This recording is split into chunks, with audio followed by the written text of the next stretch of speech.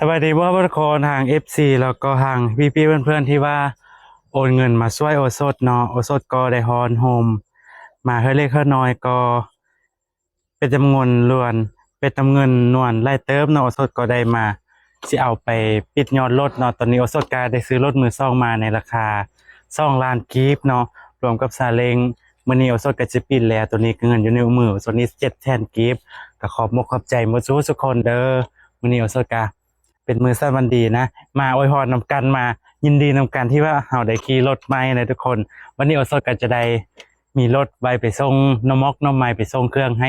FC เบอร์ซูทุกคนนะขอบใจเด้อที่สนับสนุนโอสดโอนเงินมาให้10เพื่อสาวเพื่อละ50เพื่อละแสน200,000บางฮู้บางท่านก็โอนมา1 ล้านโอสดก็ขอบมกขอบใจเด้อนับตั้งแต่คืนนี้คนไหนขอบใจเด้อ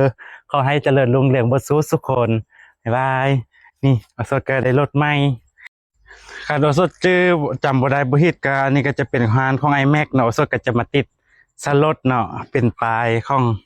ฮานของ iMac เองแล้วก็มีเสื้อเฮือนทรงมาสดก็ยังบ่ได้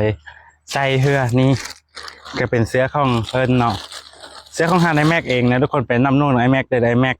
iMac ส่งมาให้เป็นเสื้อ Chanel นะฮะทุกคนนี่ยังมีปลายติดอยู่สดยังบ่ได้นุ่งเฮือก็ขอบใจทาง iMac ที่ส่งปลายงามๆมาให้สดติดรถ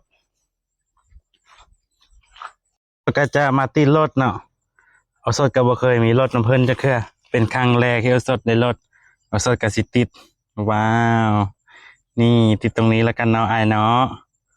FC เนาะติดตรงนี้เอานี่ไอ้แม็กขายเสื้อผ้านะทุกคนอันนี้ก็หารของไอ้แม็กสนับสนุนไปและขอบใจเบ่ทุกคนที่ช่วยโอสดเนาะ